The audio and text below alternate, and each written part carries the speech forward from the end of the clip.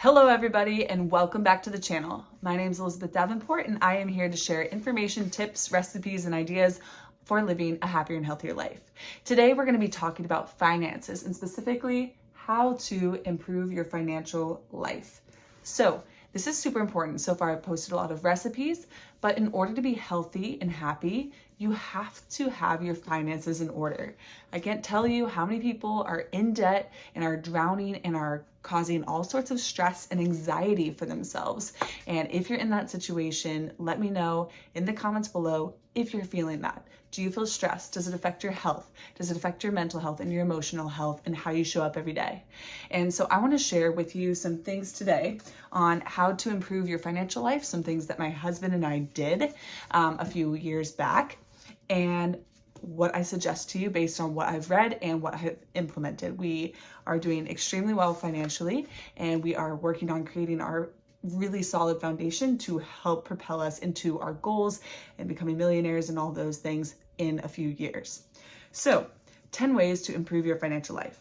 So number one, it's important to get out of debt. So there are so many debates and things with financial experts that use debt as leverage and to help them gain assets. And this can be true, but if you are in a lot of debt, credit card debt, those types of things, that's not good. And you need to work on paying that down quickly. You can use the debt snowball method, which is lining up all of your debts, and then you attack the lowest amount of debt. So say you have $100 to your grandma, and then you have $1,000 in car loans left.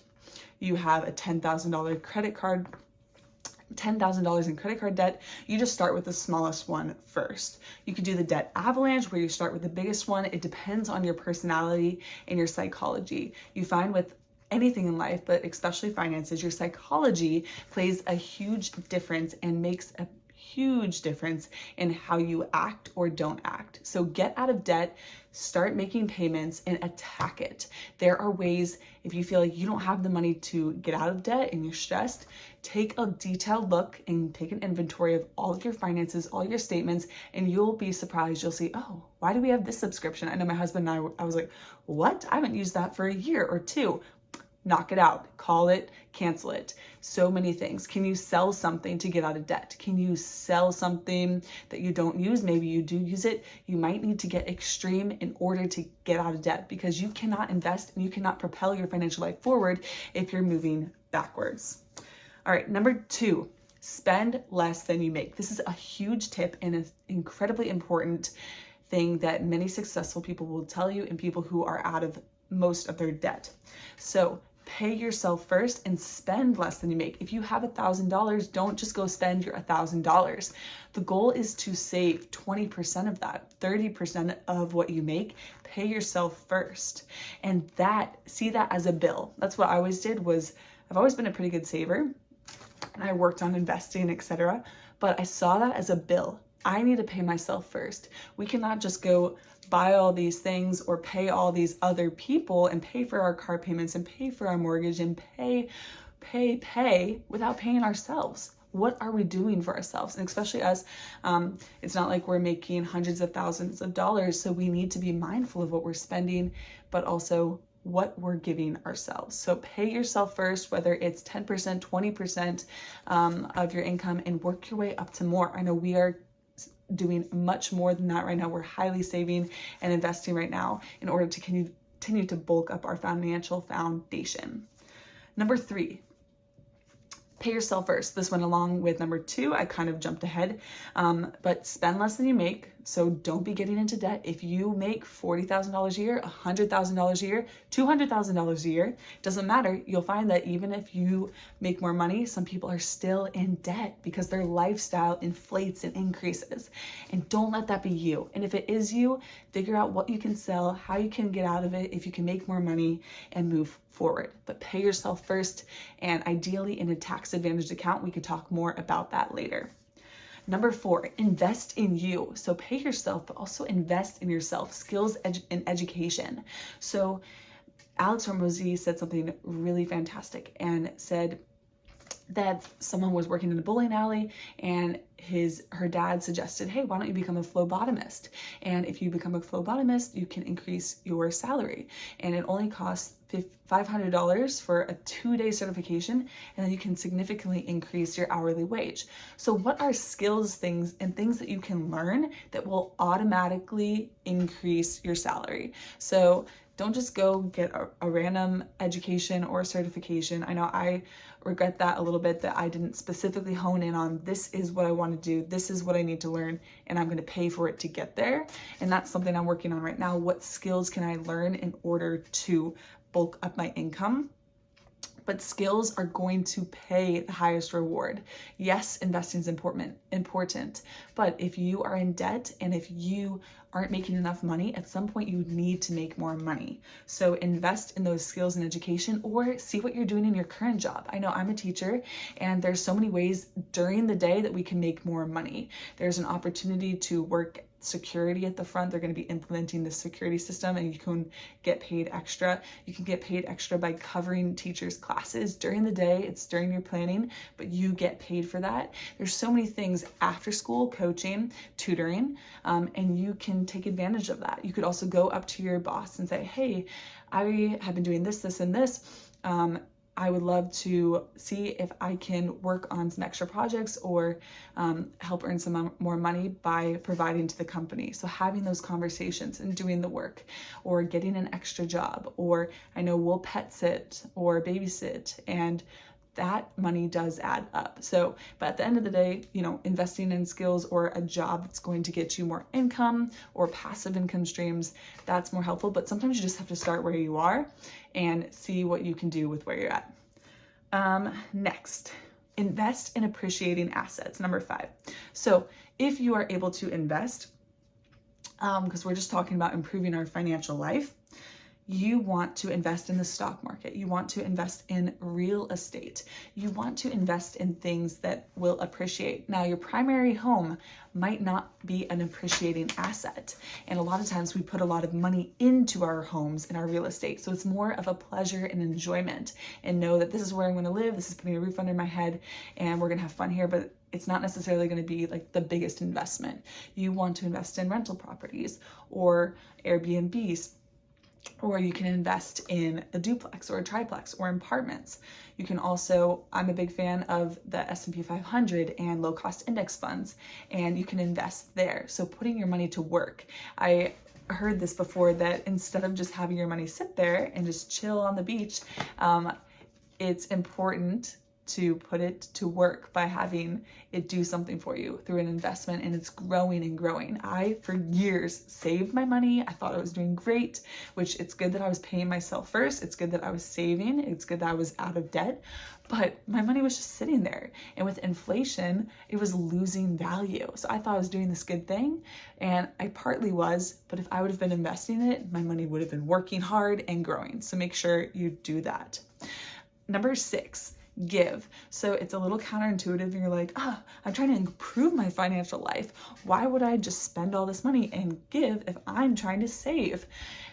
Good things go out, good things come back. And it's the right thing to do, to try to support others, whether you have friends who have birthdays or babies or charities you want to donate to, or if you're tithing at church, paying and giving and serving other people is always going to come back tenfold.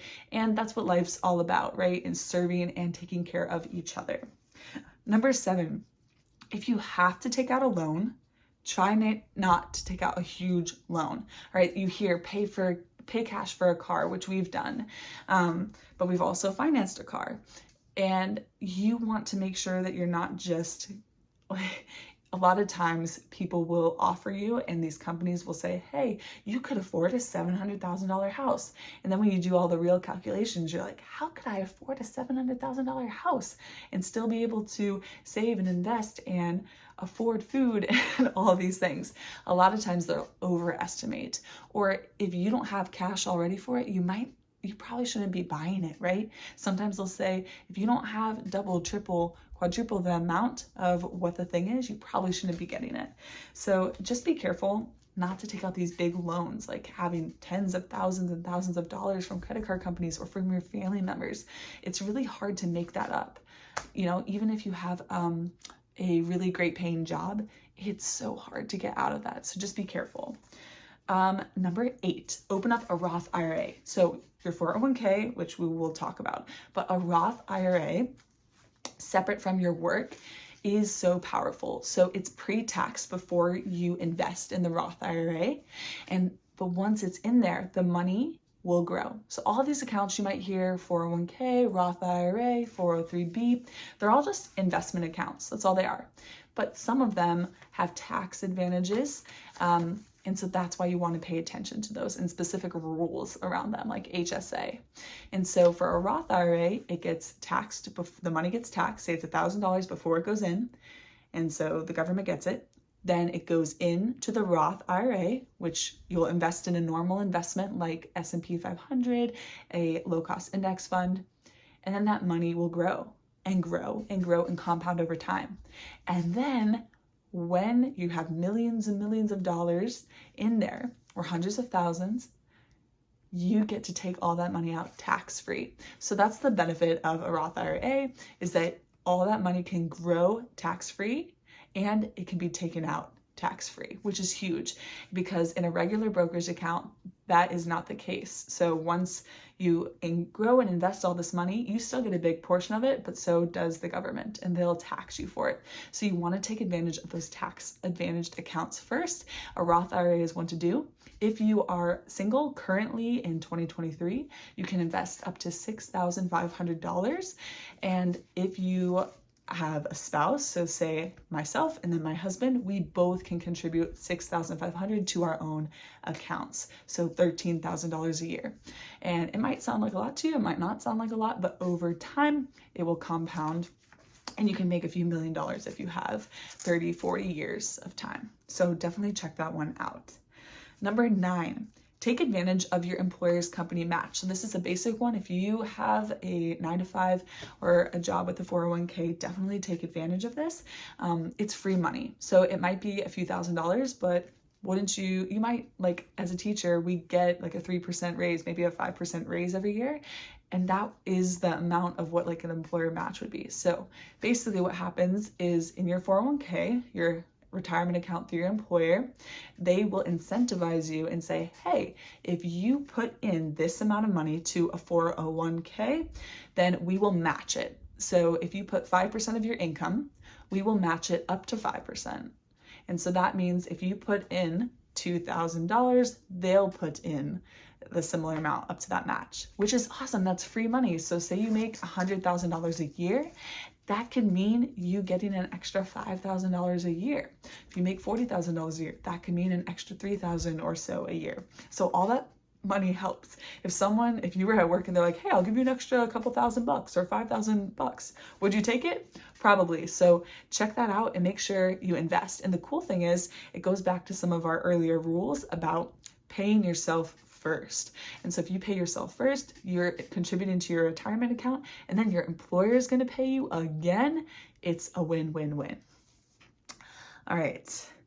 Number 10. So almost there, invest in your 401k or other accounts. We kind of touched on this earlier. There's Roth IRAs, which are outside of your employer, but employers have lots of different options typically. So the classic is a 401k, and you can invest a certain amount. I believe it's up to $22,500 as a 2023 per person. So you can invest that much, and it's again another tax advantaged account. So you want to take advantage of that. Instead of just going to your brokerage like Vanguard, Charles Schwab, or Fidelity, you can do that, but after you max out those retirement and tax advantaged accounts, because you're going to be paying a lot of money in taxes in your life. I hope not, but it kind of is a given. And so minimizing your taxes is going to make a huge difference in your financial life.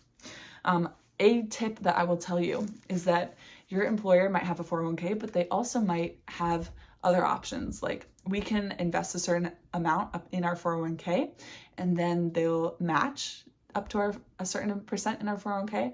But then we have other options to get up to that like $22,500 or even more.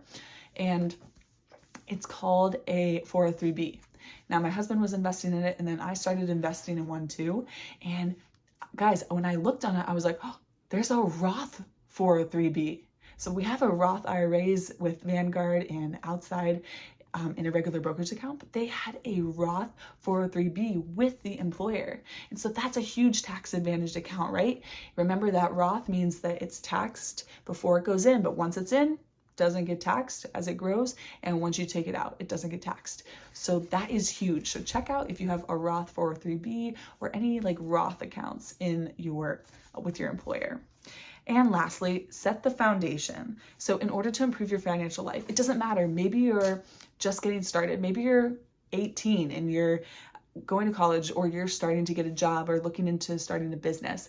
Start thinking about these things now. And let me know if you have questions, because I know I knew about investing, but people were like, talk to your uncles or talk to these people, they know, but I'm like, I don't know, I'm scared, or what? Like I wouldn't know how to even talk about investing, but you don't need to do that. There's so many simplified ways, and working with HR and being able to know the right questions, right? They'll like run through the list and they'll try to tell you all this stuff. And you're like, oh my gosh, what health insurance plan should I do? What this should I do? And it can be really overwhelming. So I'm happy to share like a more succinct things, like if you're entering the workforce, what to look for, what to ask for, and how to start setting yourself up, how much you should start paying yourself each month in order to reach your goals. Because guys, like, it's not all about being a millionaire or having millions of dollars and stuff, but finances does make a huge difference. And I know for me, especially with my personality and what I want to do with our lives and what I want to provide for our family and for myself, and give myself time and freedom and be able to give for the rest of our lives and not have to work forever at a job that you might not like. It is freedom and power. And so knowing some of these little things, if you start when you're 18 or 22 or even sooner, there's accounts that you can do when you're younger and you start working. We can definitely talk about that. You're going to be set up. And in 10, 15 years, you can even become a millionaire without making, $200,000, $300,000, $400,000, $500,000 a year, just by living below your means, just by investing in these accounts, just by paying yourself first. And that's power. That's what I want to do here, is empower you and educate you and encourage you to take action in your life and to make those choices to better yourselves in your lives and ultimately the lives of others. So set that foundation. If you are the opposite end of the spectrum, maybe you're a little older. I'm 29. We didn't get started till a little later. I'd been saving, but we didn't really do much with investing. We did stuff with our work, but we didn't totally maximize. We had some debt to get out of, things like that. So it took a little bit longer. But we started, and we're going to be in a much better situation in 5-10 years. Just in 5-10 years. Seriously, the amount of compound interest that was going to happen for us is going to be awesome, even if the market goes up and down. And if you're older than that, 30, 40, 50, it's never too late to start, and there's things you can do. And I specifically can share some information on that if you're interested. So I hope that was helpful. There's a lot more ways to improve your financial life, making more money, and just a lot of things. So if you want to know more, definitely let me know. I am not a financial expert, but I've read a ton of books. I've watched a ton of channels and podcasts and read articles and information and research, and have studied successful people and wealthy people and what they do. So if you want to live a rich life in many ways, in your health, in your emotional health, your spiritual health, your peace within you, your relationships, and with your job and your life, then taking care of this area is essential. So thank you so much for being here. Please let me know if you have any comments in the comments below. Let me know what you want to know. Let me know if any of these things resonated with you, or if anything stood out to you, or if any of this was helpful, and I'll totally make more videos. So let me know in those comments what you actually want to see or what was helpful, and that's how I'll keep creating content and videos, because that's what I want to do. I want to help you. So this is what I wish I had and what I had access to when I was younger. I want to put that out there in hopes that it can help just at least one person make better decisions and be on a better track moving forward. So thanks for being here. Feel free to subscribe for more, but put some comments in, and I'll see you in the next video. Bye guys.